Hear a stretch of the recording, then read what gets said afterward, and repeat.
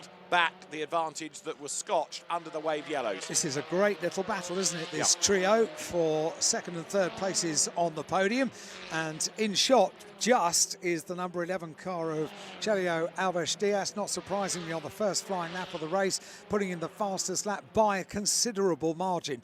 2 minutes 48.317, fastest lap of the race by a good few seconds, and the advantage doubled in between the end of lap 1 and the end of lap 2, 8.7 seconds. Now, you've been watching cars that have been coming through from the back of the grid. Did you give us an update for the 72 car? Because it's going well as well. It's up into 12th place already. We're looking here at Kevin Lamb with Rui Valente, another driver charging up the order going through. There is Chen Kim Sang in the meantime. And look, Rui Valente gains a place, so the Mini just going up San Francisco Hill. Nips through on the inside. 5th now is Rui Valente, and he started 26th, so that's very good going indeed. Chen Kim Sang hasn't quite got himself through the traffic with the same alacrity. Lam Hong Fai in her Peugeot, remember. Oh, a little dollies now, so we can move the car. Lam Hong Fai in her Peugeot, 25th on the grid into 12th place, so decent progress, but this is for 3rd, and it is Lu Man Fai being given a hard time by Lam Cam San. And yeah, those dollies under the Mini can hopefully swing it around and get it a bit more out of harm's way. So yeah, people are pushing forward as predicted, and they're not done yet. They have a huge amount of experience moving cars wherever they are on the circuits around Macau. They've had experience. Yep, we had a car go off there a couple of years ago. Yep, we know what to do there. Yeah. And it's very, very quick that they can bring out the right tools for the job, get the car moved, and keep the race live. And that's exactly what they're about to do. That's very, very good news indeed.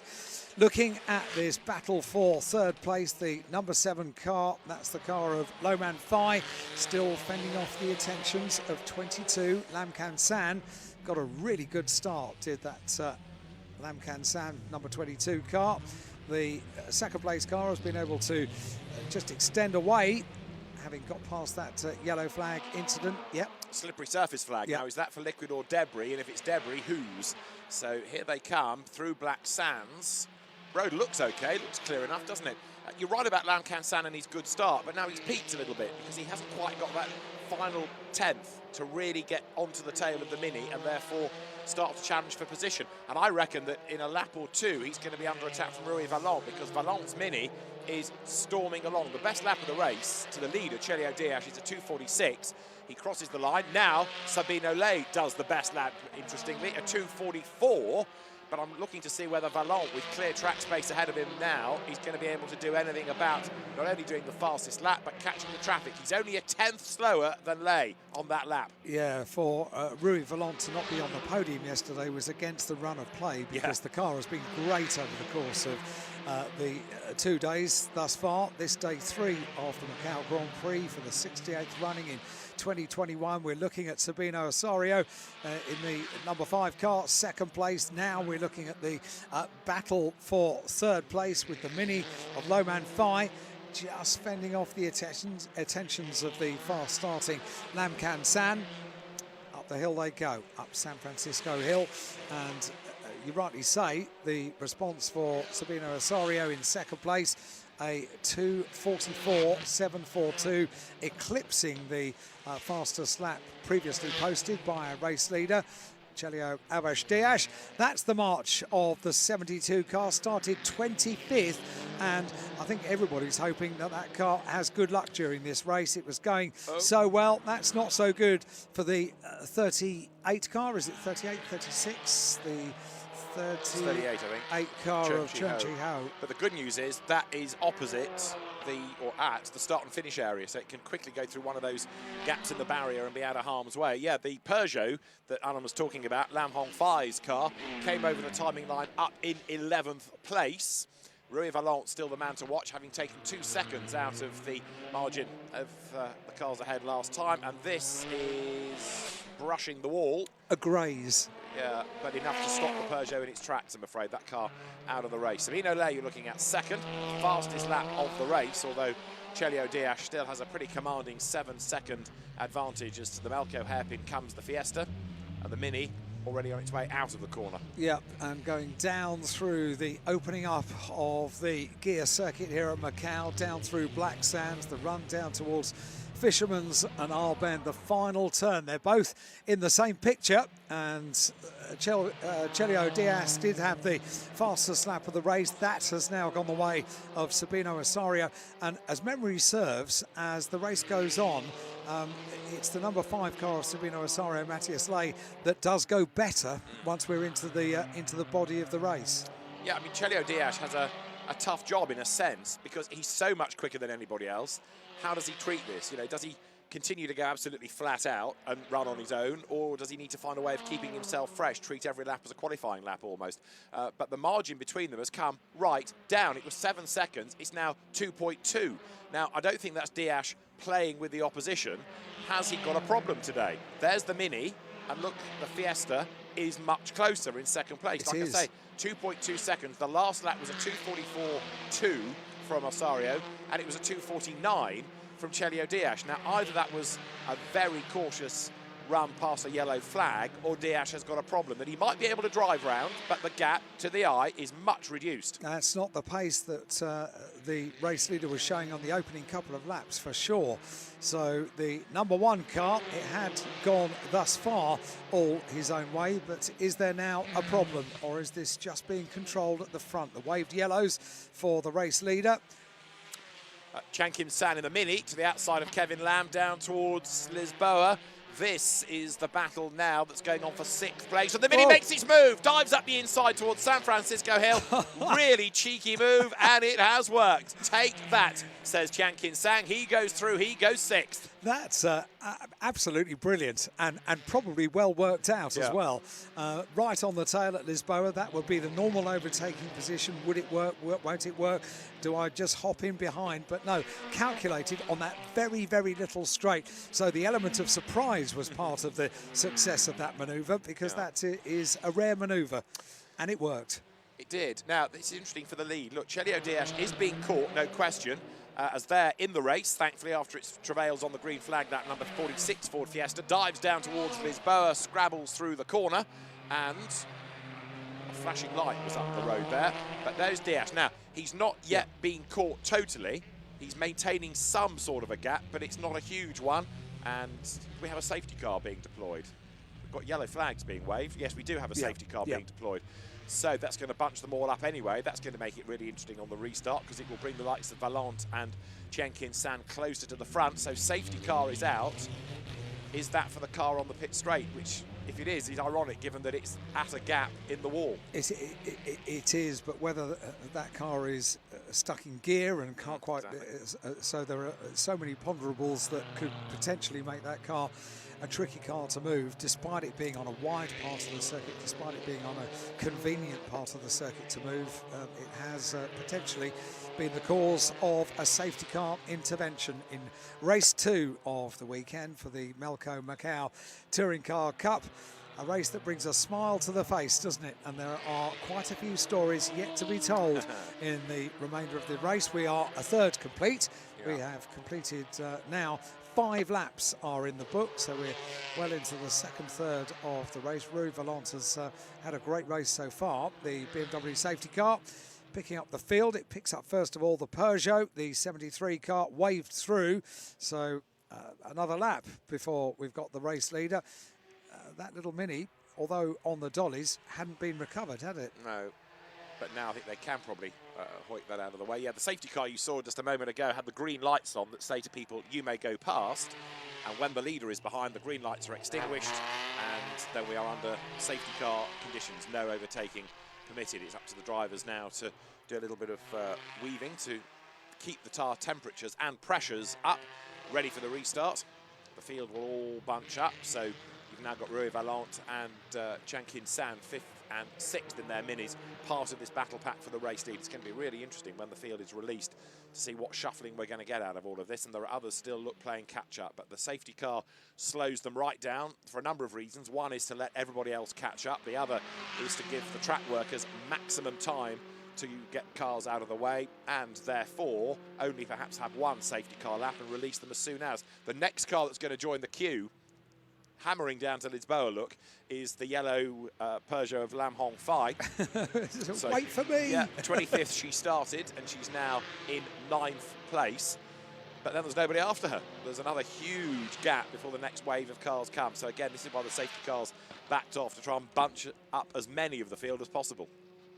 I really hope that we get a good result for the number 72 car, because... You've taken it to your heart, well, haven't you? yeah, because it had bad luck on 2 occasions on Friday. Yep. It had bad luck yesterday, although it was going really well. So a good result would be a good reward for the weekend.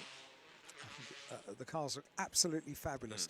They were the car of choice for quite a long time here at Macau, and it was quite rare, because I remember seeing them for the first time and thinking, I think I know this car, but I haven't really seen it, because they weren't a terribly popular car on the roads in the UK. So all of a sudden there were loads of them on the grid here at Macau. So I did a bit of research about the car. There are people that swear by the cars for road cars over here in the UK. We've got the 62 Mini out of the way, so lifted out of the way after getting it away from the wall with the little dollies that go under each of the wheels, and the marshals tending to that car, getting to a place of safety.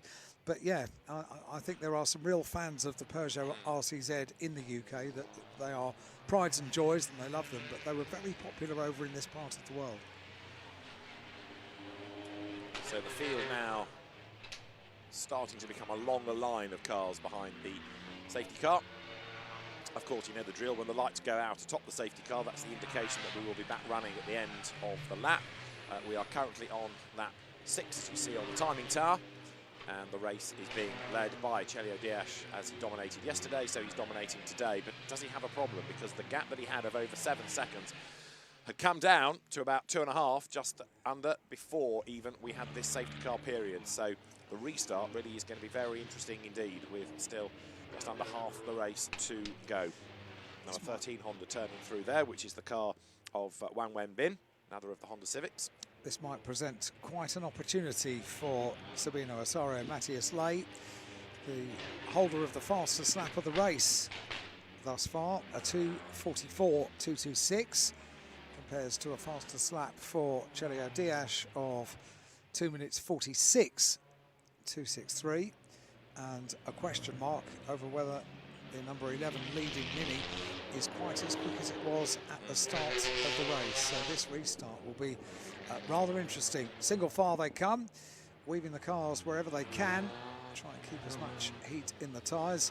And one of the headline stories so far has been Rui Valente, hasn't it? 5th place for the orange and white Mini, from 26th on the grid, out of position compared to the speed that the car has shown over the course of the first 2 days here at Macau, and one of the regular drivers here at Macau as well. And this safety car gives him a real chance now, because some of the hard work of having to catch people is done for him. So if he's on his toes at the restart, but he needs people ahead of him to be awake as well. So he can't overtake until he gets to the timing line, but people can push and try and stay as close to the car ahead as possible, ready to try and dive through when you go over the line, when it goes green once again. So here they come out of the Melco hairpin. We're almost set to get things back underway, hopefully. Are the lights still... Oh, we've got Ryan Wong's car, I think that was, the Chevrolet Cruze. It didn't have much joy under the safety car yesterday, and it doesn't seem to have had much joy today. I think it was Ryan Wong's Chevrolet that we saw stranded somewhere. It was. We saw the back of the car. Yeah, we can just see it. It's on the twisty section of the circuit. I think I had seen that the lights had gone out on the safety car, so I think we were getting ready to get racing back underway. But now with that car stricken, I'm not sure we are, because the lights are certainly on the safety car now. We've got 6. They are on lap 6 out of 12. They are on the half distance lap. They are making the most of weaving the cars, keeping the heat in the tyres behind the BMW safety car, but I'm afraid they're going to have to do it one more time at least, because we have a car which is pulled off. It's stationary on the circuit, so we need to get that car cleared so we can get racing back underway. Under the control of the safety car, we start one more lap. Poor old Ryan Wong doesn't have much joy, does he? He was another of those drivers to watch, but the Chevrolet's let him down. Right, I think the car on the start line is out of harm's way. The marshals going back to their posts through that gap in the wall, and everybody again with the big arrow pointing, go to that side of the racetrack, giving them plenty of space. So we'll have at least one more lap. I was trying to work out where Ryan Wong's car had come to grief. Was it sort of heading down towards Faraway Hill, that area? But either way, it needs retrieval before we can get things back underway. So the lights continue to flash for now.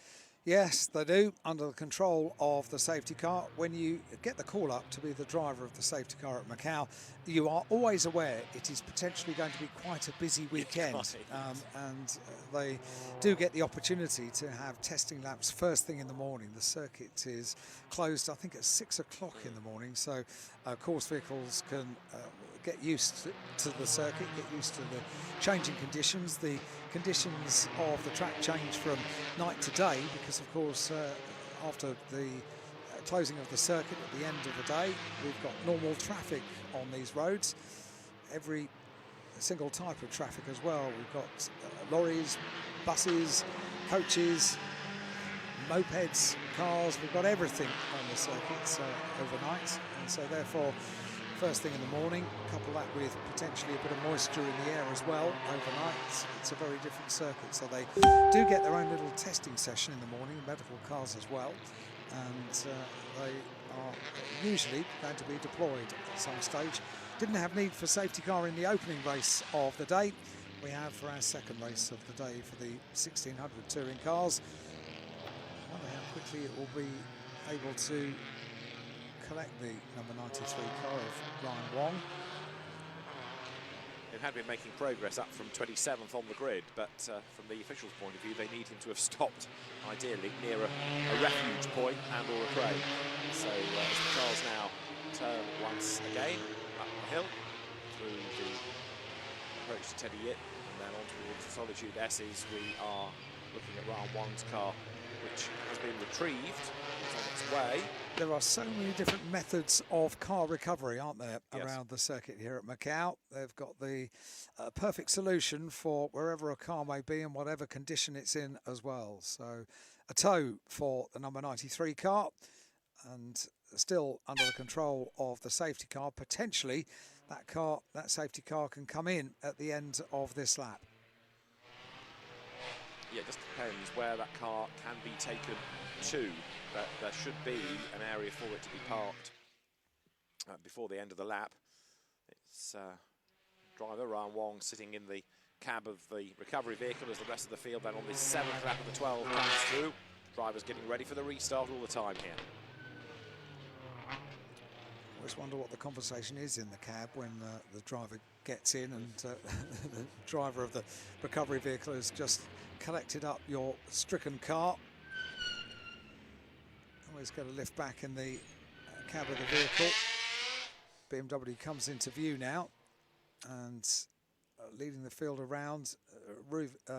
Chelio Diaz did exactly the same yesterday, using every single opportunity to weave the car to keep as much heat in the tyres, but we've still got that question mark over whether the number 11 car is working quite as it should, whether it's quite as quick as it had been, and the continuing threat for the restart from number 5, the Ford Fiesta, Sabino Rosario Matias Lay, having had a good first part of the race. They're on lap 7, by the way. It's a 12-lap race under the control of the safety car, and that's the answer. The number 93 car being recovered and has not yet completely been recovered. I think one more lap. It's been dropped down. I think the idea is to push it off at that refuge, but then they've got to get the recovery vehicle off the circuit.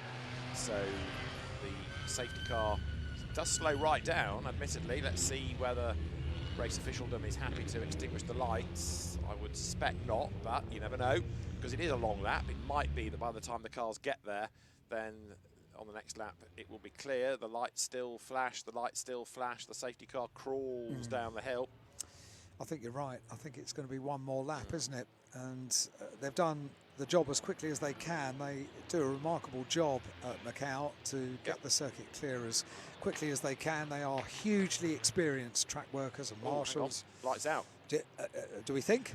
I reckon those are out. I think that was you're part of right. the reason for bunching them all up. So the decision has been made that the Chevrolet crews will be off the circuit and the safety car boards and the yellow flags can be withdrawn, because there is the Chevrolet being put back through the little gap in the wall. So by the time the cars get to this part of the circuit, the road will be clear. And impressive reversing that. Absolutely so. Here we go, Alan. The restart then of the second race of the weekend for the Macau Touring Car Cup. And Chelio Alves Diaz taking the last opportunity as the BMW peels off to weave the car as much as he can. This is the restart we've been waiting for. Let's see the differential in speed as they get things underway between the two cars right at the front. Chelio Alves Diaz in the Mini. Not surprisingly, gets the pedal down first, makes a little break. Big and in jump. the background, unfortunately, a number of cars coming together on the restart. There are at least 3 cars involved in that. There are going to be more. Oh dear, oh dear. Red flag, race stop, because others unsighted accelerating into the corner come across a blocked circuit. There are more for this. Huge contact there as the Lotus piles in to the back of the Yaris of Lei Jun Bin. So we've got one upside down. The race has been stopped, understandably, and all of that, I'm afraid, was round about the 5th, 6th, 7th area. Look, there's enormous damage done to Kevin Lam's car, to the Mini of 96 Chen Kin Sang, and this is what, well, it already started by this stage as more piled in. This is the collection, isn't it? The inevitable collection. But that was a massive hit. It was. I'm afraid your number 72 Peugeot's involved. Right, that's where it went wrong. So it was Chen Kin Sang who was too fast into the corner. Others followed his pace and got it wrong. And now, of course, the next wave have just got nowhere to go. And that was a massive hit for 32 of Lin Li up from the back of the grid. And she really copped for the biggest hit of all. And then there, jacking number 2 Yaris into the air, Lei Jun Bin's car being given a mighty whack. The Lotus has buried itself underneath. So, oh dear, more drama elsewhere around the lap. Oh dear, oh dear. And Rui Valent's car is one of them, and Chelio Diaz's car is that. It is, the leader's car. So what has happened coming through Reservoir? 3 minis have got themselves together, one of which was the leader.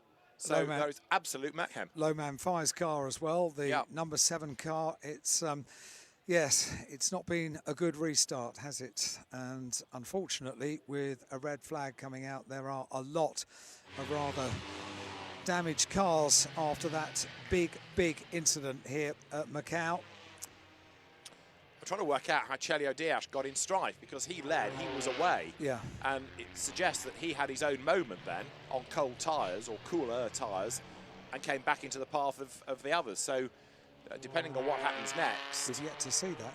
Yeah. Not many have survived all of that, but I'm looking for Sabino, Matthias Lei's car as well, because that, I think, did get through. So the leading Mini in strife, the second place car got through seemingly, 3rd and 5th got involved then, Luman Fai and then Rui Valent. So here is, all right, Chelio Diaz loses it. Yep. Cool tyres, the Fiesta gets the lead, does it? So the Mini bounces across the road. Which way does the Fiesta go? Just jinks around. Luman Fai's got nowhere to go, and Rui Valent has his own incident in avoidance. Crikey. And you're right, it rather looks like all on his own for the race leader, and the cold tyres on the restart, and all of a sudden the whole complexion of the race rather changes. A rather over-dramatic restart for the race, and immediately all of the workers go to assist the drivers and the cars, and there are a number of cars to be recovered.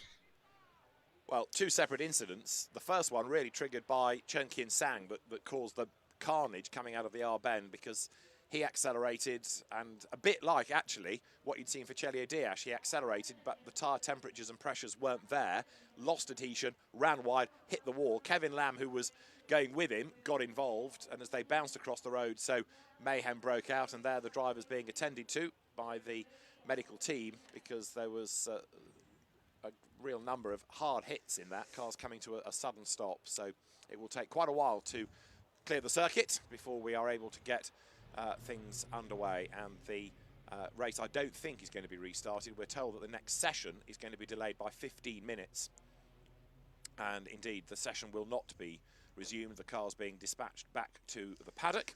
And you can understand why there's going to be a delay, because where do you start in clearing all this up? Kevin Lamb's green Chevrolet looks destroyed, doesn't it? A few cars look to be destroyed, unfortunately. I'm really sorry to say. And the marshals are hard at work. They've got to remove cars, they've got to soak up liquid, and drivers largely out of cars. But one or two just had nowhere to go and came to a halt with the track blocked. Others had nowhere to go, went piling in. It really was the luck of the draw as to which line you were on. But now the circuit being addressed, the cars will be retrieved as rapidly and as quickly and as safely as possible. And then there's this drama to sort out. Now, yesterday we had the first GT Cup race, which had a red flag. It had the driver in second place involved in the incident that caused the stoppage. Now, under the regulations for certain races at Macau, if you are the cause of a red flag, you don't go in the result, but at the steward's discretion, you can be put back in. Well, where do you start with that, putting people in or out of the result? Because which incident caused your red flag? For my money, it was the one coming out of the R bend, because the red flags were being shown actually as Chelio Diaz was having his own moment. So he necessarily wasn't the cause of it.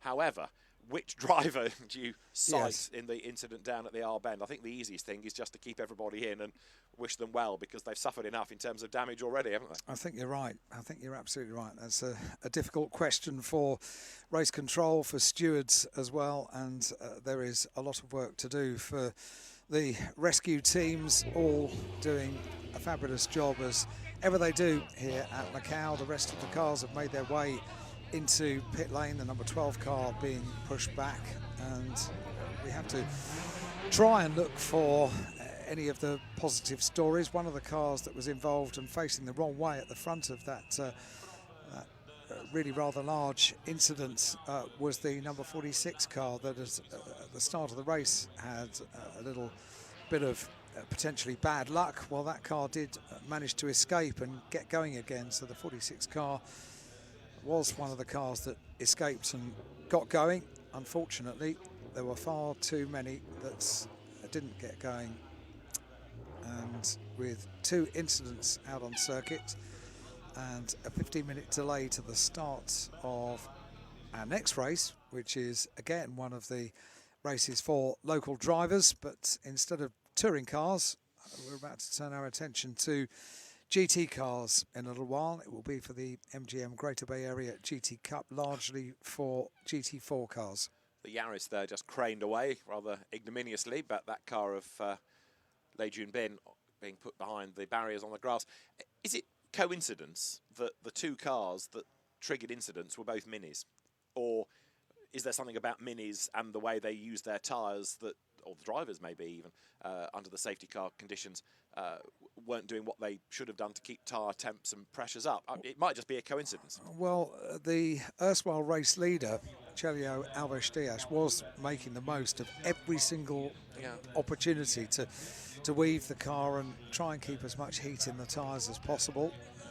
It's difficult to work out, but certainly the car was all on its own, wasn't it? And quite a few of the drivers having conversations with each other down in pit lane, having got back to pit lane with that completely blocked circuit. It's the widest point of the track. There are two lanes going each way when these are the normal roads of Macau, and the whole thing completely blocked. So look, there's Chin Kin Sang. He gets it wrong. Kevin Lam hits the barrier.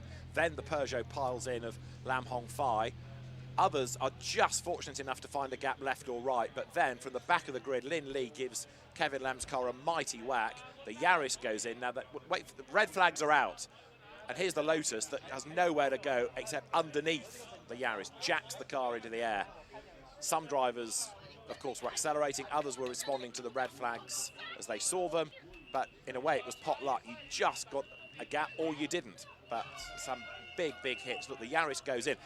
Actually, number 2 there, not that damaged. Wait for it. Bang! That is a huge hit. And the number of impacts that Kevin Lam's Chevrolet had is quite severe. There is the leader throwing away what was the advantage, and wait for the red flags to come out. Look, he's halfway through the incident. There are the reds. We're not done yet, because bang, in goes number 7 Mini of Loman Fai and Rui Vallant having his own dramas. Again, look, cold tyres. Nobody touched him. He lost that. Coincidental or not, but the Minis seem to be the ones that triggered all of those little dramas. And a huge plus for the driver of number 5, the Ford Fiesta that was in second place, Sabino Lay, I think almost came to a complete stop whilst working out which way am I going to go to avoid the accident that's happening in front of me. That was very careful planning for the, well, the new race leader essentially, because the car got through, it didn't collect the car, so there is much work to do.